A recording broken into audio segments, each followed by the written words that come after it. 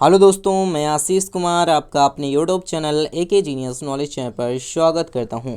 आज के इस वीडियो पर देखेंगे 30 इकोनॉमिक्स के मोस्ट इम्पॉर्टेंट क्वेश्चंस।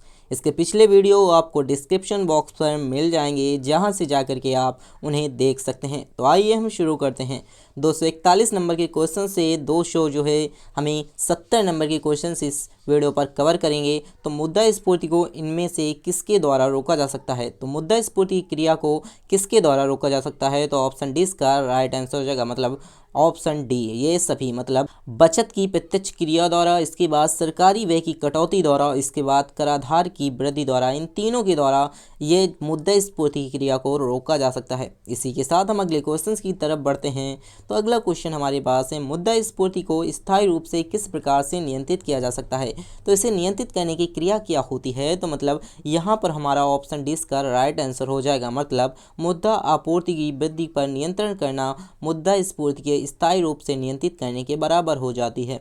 इसी के साथ हम अगले क्वेश्चन की तरफ बढ़ते हैं। तो अगला क्वेश्चन हमारे पास है 243 नंबर का क्वेश्चन, भारत में विदेशी मुद्रा का सर्वाधिक भाग खर्च होता है। तो भारत में जो विदेशी मुद्रा है उसका सर्वाधिक भाग कहाँ पर खर्च होता है, किस जगह पर खर्च होता है? तो ऑप्शन सी इसका राइट आंसर हो जाएगा। पेट्रोलियम के आयात पर जो है, पेट्रोलियम को लाने के लिए सबसे अधिक जो है विदेशी मुद्रा का जो है हमें भारत को जो है विदेशी मुद्रा देनी पड़ती है किसी दूसरे देश को। मतलब पेट्रोलियम के आने के लिए हमें विदेशी मुद्रा किसी दूसरे देश को भारत द्वारा सबसे अधिक देनी पड़ती है। इसी के साथ हम अगले क्वेश्चन की तरफ बढ़ते हैं। तो अगला क्वेश्चन हमारे पास है, अवमूल्यन के उद्देश्य की ओर संकेत करता है। तो अवमूल्यन के उद्देश्य की ओर कौन संकेत करता है? तो इसका राइट आंसर हो जाएगा हमारा ऑप्शन डी हो जाएगा। निर्यात प्रोत्साहन जो है अवमूल्यन के उद्देश्य की ओर संकेत करता है। इसी के साथ हम 245 नंबर के क्वेश्चन की तरफ बढ़ते हैं। तो क्वेश्चन है, भुगतान संतुलन के विपरीत होने की दशा में निम्नलिखित में से कौन से कदम स्थिति सुधारने के सहायक हो सकते हैं? तो इसका राइट आंसर हो जाएगा, अवमूल्यन की जो क्रिया है वो भुगतान संतुलन के विपरीत होने की दशा को जो है सुधारने में सहायक हो सकता है। इसी के साथ हम अगले क्वेश्चंस की तरफ बढ़ते हैं। तो अगला क्वेश्चन हमारे पास 246 का है, भारत का सबसे पुराना स्टॉक एक्सचेंज कौन सा है? तो भारत का सबसे पुराना स्टॉक एक्सचेंज है Bombay stock exchange. Option B इसका राइट आंसर हो जाएगा। इसी के साथ हम अगले क्वेश्चंस की तरफ बढ़ते हैं। तो अगला क्वेश्चन हमारे पास है 247 नंबर का क्वेश्चन।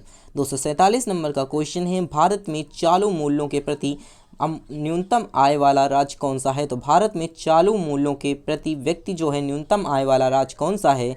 तो इसका राइट आंसर रह जाएगा ऑप्शन बी। बिहार एक ऐसा राज्य है जो भारत में चालू मूल्यों के प्रति व्यक्ति न्यूनतम आय वाला राज्य है। इसी के साथ हम अगले क्वेश्चन की तरफ बढ़ते हैं। तो अगला क्वेश्चन हमारे पास है 248 नंबर का क्वेश्चन, भारत का सबसे बड़ा बैंक कौन सा है? तो भारत का जो है सबसे बड़ा बैंक कौन सा है? तो इसका राइट आंसर हो जाएगा ऑप्शन ए, भारतीय रिजर्व बैंक, जो कि भारत का एक सबसे बड़ा बैंक है। इसी के साथ हम अगले क्वेश्चन की तरफ बढ़ते हैं। तो अगला क्वेश्चन हमारे पास है 249 नंबर का क्वेश्चन, वह भारतीय राज्य जिसने वित्तीय लेन देन पर भारतीय रिजर्व बैंक के माध्यम से नहीं लेता। तो वह कौन सा राज्य है भारतीय राज्य? तो इसका जो राइट आंसर हो जाएगा हमारा ऑप्शन सी हो जाएगा। जम्मू कश्मीर एक ऐसा राज्य है जो कि वित्तीय लेन देन पर भारतीय रिजर्व बैंक के माध्यम से नहीं होता है। इसी के साथ हम अगले क्वेश्चन की तरफ बढ़ते हैं। तो अगला क्वेश्चन हमारे पास है 250 नंबर का क्वेश्चन। 250 नंबर का क्वेश्चन हमारे पास है, रिजर्व बैंकों के स्वर्ण भंडारों का मूल्यांकन स्वर्ण के किस मूल्य के आधार पर किया जाता है? तो इसका जो राइट आंसर हो जाएगा ऑप्शन बी हो जाएगा, 115 करोड़ रुपए के आधार पर किया जाता है रिजर्व बैंक के स्वर्ण भंडारों का मूल्यांकन। इसी के साथ हम अगले क्वेश्चन की तरफ बढ़ते हैं। तो अगला क्वेश्चन हमारे पास है 251 नंबर का क्वेश्चन है, भारत में नोट जारी करने के लिए कौन सी प्रणाली अपनाई जाती है? तो भारत में नोट जारी करने के लिए कौन सी प्रणाली अपनाई जाती है? तो इसका राइट आंसर हो जाएगा हमारा ऑप्शन ए, न्यूनतम आरक्षित प्रणाली, जो कि भारत में नोट को जारी करने के लिए प्रणाली जो कि अपनाई जाती है। इसी के साथ हम अगले क्वेश्चन की तरफ बढ़ते हैं। तो अगला क्वेश्चन हमारे पास है, सार्वजनिक क्षेत्रों में वाणिज्य बैंकों का सर्वाधिक शाखाएं किस राज्य में हैं? तो जो वाणिज्य बैंक हैं उनकी सर्वाधिक शाखाएं किस राज्य में हैं? तो जो इसका राइट आंसर आ जाएगा हमारा ऑप्शन ए हो जाएगा। उत्तर प्रदेश एक ऐसा राज्य है जहां पर वाणिज्य बैंकों की सर्वाधिक शाखाएं हैं। इसी के साथ हम अगले क्वेश्चन की तरफ बढ़ते हैं। तो अगला क्वेश्चन हमारे पास है 253 नंबर का क्वेश्चन है। 253 नंबर का क्वेश्चन है, निम्नलिखित में से कौन सा एनर्जी स्टैटिस्टिक्स नामक प्रकाशन के समय समय पर निकालता रहता है। तो स्टैटिक नामक प्रकाशन को समय समय पर कौन निकालता रहता है। तो जो इसका राइट आंसर हो जाएगा हमारा ऑप्शन डी हो जाएगा। केंद्रीय सांख्यिकी जो संगठन है वो भारत में जो है एनर्जी स्टैटिक जो है प्रकाशन का समय समय पर निकालता रहता है। इसी के साथ हम अगले क्वेश्चन की तरफ बढ़ते हैं। तो अगला क्वेश्चन हमारे पास है 154 नंबर का क्वेश्चन। 154 नंबर का क्वेश्चन हमारे पास है, अगस्त 2006 में भारत सरकार ने ग्रामीण विद्युतीकरण नीति अनुसूचित की। इस नीति का लक्ष्य किस वर्ष तक सभी घरों में बिजली पहुंचाना है। तो इसका जो राइट आंसर हो जाएगा, किस वर्ष तक सभी घरों में बिजली पहुंचाने की क्रिया इस 2006 की नीति के आधार पर हुई थी, ग्रामीण विद्युतीकरण नीति जिसे कहते हैं। तो इसका जो राइट आंसर हो जाएगा हमारा ऑप्शन डी हो जाएगा। 2012 में यह नीति अपनाई गई थी, जिसमें ग्रामीण विद्युतीकरण नीति थी 2006 में इसे अपनाया गया था। 2012 तक ये जो नीति थी ये कंप्लीट होने की बात कही गई थी। इसी के साथ हम अगले क्वेश्चन की तरफ बढ़ते हैं। तो अगला क्वेश्चन हमारे पास है, भारत सरकार द्वारा नवीन औद्योगिक नीति की घोषणा कब की गई। तो भारत में जो भारत सरकार है उसकी औद्योगिक नीति की जो घोषणा है वो कब की गई थी। तो इसका राइट आंसर हो जाएगा हमारा ऑप्शन ए। 24 जुलाई 1991 ईस्वी को भारत सरकार द्वारा नवीन औद्योगिक नीति की घोषणा की गई थी। इसी के साथ हम अगले क्वेश्चन की तरफ बढ़ते हैं। तो अगला क्वेश्चन हमारे पास है 256 नंबर का क्वेश्चन, निम्नलिखित में से कौन सी मुद्रा आपूर्ति नियंत्रण इसमें कौन सी जो है सहायक नहीं है। तो जो इसका राइट आंसर हो जाएगा, और सहायक भी इसी क्वेश्चन में आपको मिल जाएगा। तो जो इसका राइट आंसर हो जाएगा हमारा ऑप्शन ए, मुद्रा बाजार नीति, जो कि मुद्रा आपूर्ति नियंत्रण में सहायक नहीं है। और कौन कौन सी सहायक हैं, तो बैंक दर नीति, मुद्रा आरक्षित अनुपात और सभी सहायक हैं। इसी के साथ हम अगले क्वेश्चन की तरफ बढ़ते हैं। तो अगला 257 नंबर का क्वेश्चन है, भारत की आर्थिक सर्वेक्षण प्रत्येक वर्ष सरकारी तौर पर प्रकाशित किया जाता है। तो वो कहाँ पर प्रकाशित किया जाता है, किस बैंक के द्वारा प्रकाशित किया जाता है, किस जगह से प्रकाशित किया जाता है। तो इसका राइट आंसर हो जाएगा हमारा ऑप्शन बी, भारतीय रिजर्व बैंक द्वारा, जो कि भारत की आर्थिक सर्वेक्षण प्रत्येक वर्ष सरकारी तौर पर प्रकाशित किया जाता है। इसी के साथ हम अगले क्वेश्चन की तरफ बढ़ते हैं। तो अगला क्वेश्चन हमारे पास है, व्यापारी बैंकों द्वारा जनित्र शाखा का नियंत्रण कौन करता है। तो व्यापारी बैंकों द्वारा जो कि जनित्र शाखा का नियंत्रण करता है वो कौन करता है। तो इसका जो राइट आंसर हो जाएगा हमारा ऑप्शन डी हो जाएगा, भारतीय रिजर्व बैंक, जो कि व्यापारी बैंकों द्वारा जनित्र शाखा का नियंत्रण करता है। इसी के साथ हम अगले क्वेश्चन की तरफ बढ़ते हैं। तो भारतीय स्टेट बैंक से जुड़े सहयोगी बैंकों की संख्या कितनी है। तो भारतीय स्टेट बैंक से जुड़े सहयोगी बैंकों की संख्या कितनी है। तो इसका जो राइट आंसर हो जाएगा हमारा ऑप्शन ए हो जाएगा, 5, जो कि भारतीय स्टेट बैंक से जुड़े सहयोगी बैंकों की संख्या है। इसी के साथ हम अगले क्वेश्चन की तरफ बढ़ते हैं। तो अगला क्वेश्चन हमारे पास है 260 नंबर का क्वेश्चन, भारत का सबसे बड़ा व्यावसायिक बैंक कौन सा है। तो भारत का जो सबसे बड़ा व्यावसायिक बैंक है वो हमारा भारतीय स्टेट बैंक है। ऑप्शन इसका राइट आंसर हो जाएगा। इसी के साथ हम अगले क्वेश्चन की तरफ बढ़ते हैं। तो अगला क्वेश्चन हमारे पास है, निजी क्षेत्र के काशीनाथ बैंक का विलय किस बैंक से कर दिया गया है, मतलब इसे किस बैंक के द्वारा जोड़ दिया गया है। तो जो इसका राइट आंसर हो जाएगा हमारा ऑप्शन ए, भारतीय स्टेट बैंक द्वारा भी काशीनाथ बैंक को जोड़ दिया गया है। इसी के साथ हम अगले क्वेश्चन की तरफ बढ़ते हैं।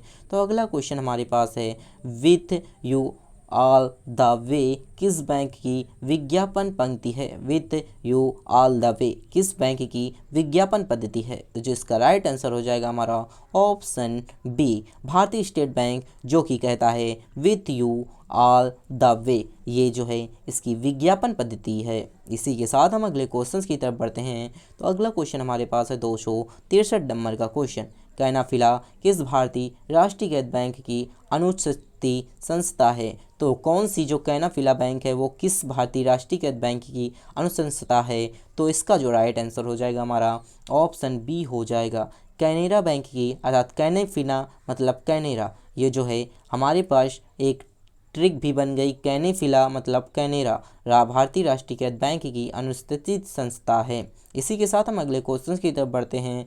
तो अगला क्वेश्चन हमारे पास है, किस देश में भारतीय राष्ट्रीयकृत बैंक की शाखाएं कार्यरत हैं। तो ऐसा कौन सा देश है जहां पर भारतीय राष्ट्रीय बैंक की शाखाएं कार्यरत कर रही हैं, वहां पर काम कर रही हैं? तो ऑप्शन डी इसका राइट आंसर हो जाएगा यूके। मतलब यूके एक ऐसा देश है जहां पर भारतीय राष्ट्रीय बैंक की सर्वाधिक शाखाएं काम कर रही हैं। तो ऑप्शन डी इसका राइट आंसर हो जाएगा।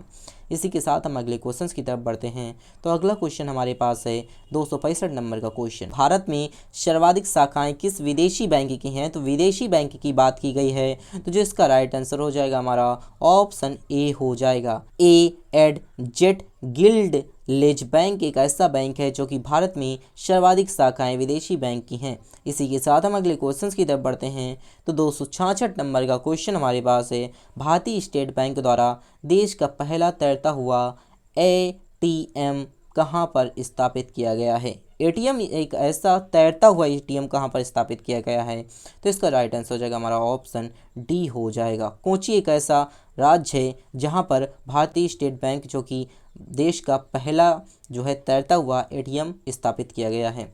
इसी के साथ हम अगले क्वेश्चंस की तरफ बढ़ते हैं। तो अगला क्वेश्चन हमारे पास है, राष्ट्रीय कृषि एवं ग्रामीण विकास बैंक की स्थापना किस पंचवर्षीय योजना विधि में की गई थी? तो किस समय की गई थी, किसके पंचवर्षीय योजना में की गई थी? तो इसका राइट आंसर हो जाएगा हमारा ऑप्शन ए। शिवरामन समिति के समय पर राष्ट्रीय कृषि एवं ग्रामीण विकास बैंक की स्थापना की गई थी पंचवर्षीय योजना के अंतर्गत। इसी के साथ हम अगले क्वेश्चंस की तरफ बढ़ते हैं। तो अगला क्वेश्चन हमारे पास है, ग्रामीण विकास के लिए ऋण प्रदान करने वाला नाबार्ड है, एक कौन सा नाबार्ड है? तो इसका जो राइट आंसर हो जाएगा हमारा कौन सा बी हो जाएगा। मतलब एक ऐसा जगह जहाँ पर जो ग्रामीण विकास के लोग हैं वो ऋण ले सकते हैं। तो ऐसी कौन सी जगह है? तो वह जगह कौन है?